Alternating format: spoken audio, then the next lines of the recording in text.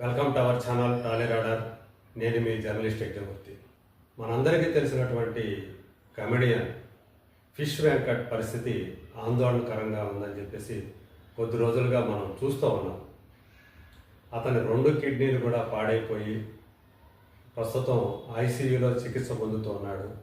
అయితే అతని చికిత్సకి దాదాపు 50 లక్షల రూపాయలు అవసరమవుతాయి అని చెప్పి సభ్యులు చెప్తున్నారు.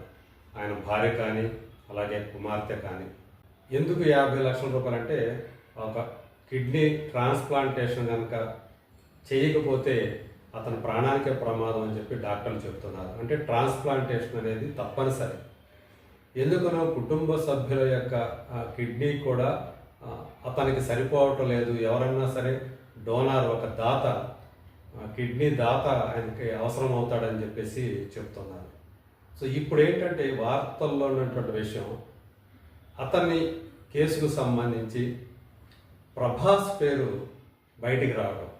ఎవరో ఫోన్ చేసి తను ప్రభాస్ పిఎన్ అని చెప్పి మీరు డోనార్ను వెతుక్కోండి, దానికి కావాల్సినటువంటి ఆ డబ్బులు మాత్రం మేము అరేంజ్ చేస్తామని చెప్పేసి ఆయన చెప్పినట్లుగా వార్తలు వచ్చాయి. దీంతో అన్ని మాధ్యమాల్లో కూడా, మెయిన్ స్ట్రీమ్ మీడియాలో కూడా ఫిష్ వెంకట్ని ఆదుకుంటున్న ప్రభాస్ అంటూ వార్తలు వచ్చేసాయి. అందరూ రాసేశారు, అలాగే చెప్పేశారు, శాటిలైట్ ఛానల్స్లో చెప్పేశారు. కానీ తర్వాత చూస్తే వెంకట్ కూతురు, మాకు ఇంతవరకు కూడా ప్రభాస్ దగ్గర నుంచి సాయం అందలేదు, మా నాన్న పరిస్థితి మరింత విషమంగా మారుతుంది, దయచేసి మా నాన్న ఆదుకోండి అని చెప్పేసి ఆమె వేడుకున్నారు. ఎవరైతే తమకు ఫోన్ చేసి ఆదుకుంటామని చెప్పేసి చెప్పారో ప్రభాస్ పిఏ అని చెప్పేసి, ఆ ఫోన్కి తాము మళ్ళీ ఫోన్ చేస్తూ ఉంటే ఎత్తట్లేదు, రిసీవ్ చేసుకోవట్లేదు అని చెప్పేసి చెప్తూ ఉన్నారు. సో ఇది చివరికి ఏమైపోయింది, ప్రభాస్ మీదకి వెళుతూ ఉంది.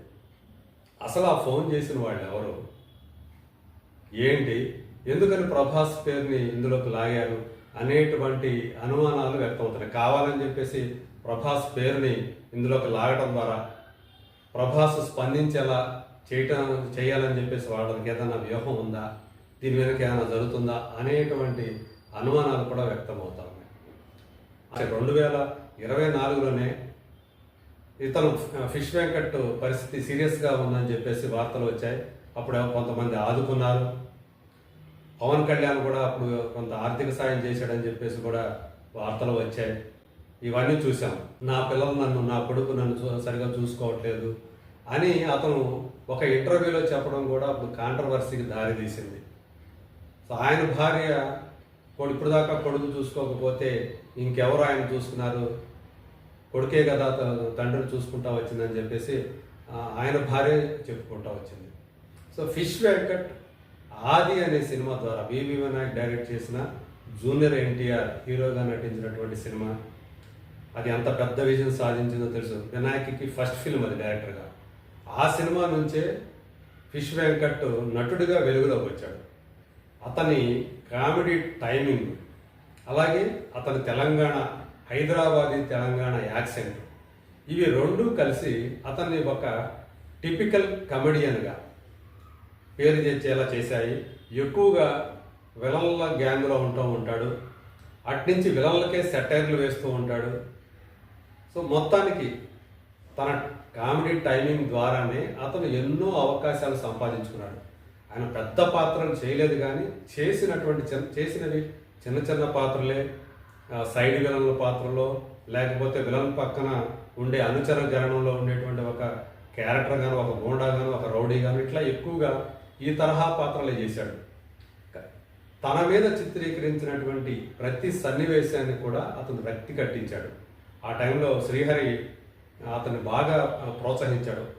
అతను సినిమాల్లోకి రావడానికి కూడా శ్రీహరితో ఉన్నటువంటి పరిచయం, సన్నిహితత్వమే కారణం అని చెప్పేసి చాలామందికి తెలుసు. ఇతను మార్కెట్లో చేపలు అమ్ముకొని బతికేటువంటి ఒక వ్యక్తి. వాళ్ళ కుటుంబాలన్నీ కూడా ఆ చేపలు అమ్ముకొని బతికే వృత్తిలోనే ఉన్నాయి. అట్లా అందుగురించి అతన్ని ఫిష్ వెంకట్ అనేటువంటి పేరు అతనికి వచ్చింది. సో మొత్తానికి నటుడుగా మాత్రం ప్రేక్షక అభిమానాన్ని పొందగలిగాడు. అతను కనిపించాడంటే, తెర మీద కనిపించాడంటే నవ్వులు కురిసేవి. అతను ఒక డైలాగ్ చెప్పినా కానీ జనం పగలబడి నవ్వుకునేవాళ్ళు. అలా అందరినీ నవ్వింపజేసినటువంటి ఫిష్ వెంకట్ ఈరోజు అనారోగ్యంతో సహాయం కోసం ఎదురు చూసే పరిస్థితిలో ఉన్నాడు. ఎవరు సహాయం చేయాలి అనేది కూడా ఇప్పుడు ఒక ప్రశ్నలాగా మారింది. మరి 50 లక్షల రూపాయలు అంటే చిన్న మొత్తం కాదు. చిత్ర పరిశ్రమకు సంబంధించిన వాళ్ళు, బాగా డబ్బున్న వాళ్ళు, అతనితో కలిసి సినిమాలు చేసిన వాళ్ళు, నిర్మాతలు కానివ్వండి, దర్శకులు కానివ్వండి, సో ఆయనకి బాగా తెలిసిన వాళ్ళు, పరిచయస్తున్న వాళ్ళు ఖచ్చితంగా ఉంటారు. వాళ్ళు తలొక చెయ్యి వేసి అతన్ని కాపాడుకోవాల్సినటువంటి బాధ్యత ఉంది అని చెప్పేసి విశ్లేషకులు చెప్తూ ఉన్నారు. అలాగే ఇప్పుడు ప్రభుత్వం కూడా ఇతను ఒక మంచి కళాకారుడు అంటే రంగస్థల కళాకారులకైతే ప్రభుత్వం ఆదుకుంటూ ఉంది. వాళ్ళకి పెన్షన్ ఇస్తూ నెలలా ఇంత అని చెప్పేసి అమౌంట్ ఇస్తూ ఆదుకుంటుంది, పెన్షన్ రూపంలోనూ ఇంకొక పేరుతోటో. మరి ఇతను ఒక సినీ కళాకారుడు అవటం వల్లే ప్రభుత్వం ఇతన్ని పట్టించుకోవటం లేదా అనేటువంటి ప్రశ్న తలెత్తుతూ ఉంది. ఇతని ఆరోగ్య పరిస్థితి తెలిసినప్పుడు ఎందుకని ప్రభుత్వం కూడా స్పందించట్లేదు? ప్రస్తుతం ఉన్నటువంటి తెలంగాణ ప్రభుత్వం కలగజేసుకోవచ్చు కదా అతని, ఎందుకంటే ముఖ్యమంత్రి సహాయ నిధి ఉంటుంది, ఆ నిధి నుంచి కొంత అమౌంట్ తీసి అతనికి కేటాయించవచ్చు కదా అనేటువంటి ప్రశ్నలు తలెత్తుతూ ఉన్నాయి. మరి ఎవరు అతను ఆదుకోవాలి? ప్రభాస్ని ఆ అమ్మాయి ఏం చెప్తుంది, ఫిష్ వెంకట్ కూతురు, ప్రభాస్కి మా విషయం తెలిసి ఉండదు, మా నాన్న విషయం తెలిసి ఉండదు, తెలిస్తే ఖచ్చితంగా ఆదుకొని ఉండేవారేమో అని చెప్పేసి చెప్తుంది. 2-3 రోజులుగా ఇది నలుగుతూ ఉంది. ప్రభాస్ పేరు బయటకు వచ్చి కూడా 2 రోజులు అయిపోయింది, అయినా కానీ తెలియకుండా ఉంటుందా అనేటువంటి సందేహాలు వ్యక్తమవుతూ ఉన్నాయి. సో ఇవాళ మన స్టార్ హీరోలందరూ కూడా కోట్లకి పడగలెత్తిన వాళ్ళే. సో తమతో కలిసి సినిమాలో నటించినటువంటి ఒక నటుడు ప్రేక్షకుల్ని తన పంచి డైలాగులతోటి, తన కామెడీ టైమింగ్ తోటి, ఆ తెలంగాణ యాక్సెంట్ డైలాగులతోటి అలరిస్తూ వచ్చిన వాడు అలా ఇప్పుడు హాస్పిటల్లో బెడ్ మీద అచేతనంగా నిస్సహాయంగా పడుకొని ఉండేటువంటి ఆ ఫోటోలు, అవన్నీ ఇమేజెస్ అన్నీ బయటకు వస్తున్నాయి, వీడియోలు బయటకు వస్తున్నాయి. వాటిని చూసి ఎందుకని వాళ్ళందరూ కూడా కనీసం స్పందించట్లేదు అనేటువంటి ప్రశ్న తలెత్తుతుంది. ఏదైనా సరే తమలో ఒక సభ్యుడైనటువంటి ఒక నటుడిని కాపాడుకోవాల్సిన బాధ్యత చిత్రసీమ మీద ఉంది. అలాగే మూవీ ఆర్టిస్ట్ అసోసియేషన్ మరి వీళ్ళైనా సరే సాయం ఏమైనా చేయాల్సినటువంటి బాధ్యత వాళ్ళ మీద కూడా ఉందని చెప్తున్నారు. మరి చూద్దాం. అంటే ఫిష్ వెంకట్కి వీలైనంత త్వరగా అతనికి చికిత్స అందాలి, ఆ కిడ్నీ ట్రాన్స్ప్లాంటేషన్ అనేది జరగాలి, అతను త్వరగా కోలుకొని మునుపటి ఆరోగ్యంతో మన ముందుకి రావాలని చెప్పేసి ఆశిద్దాం.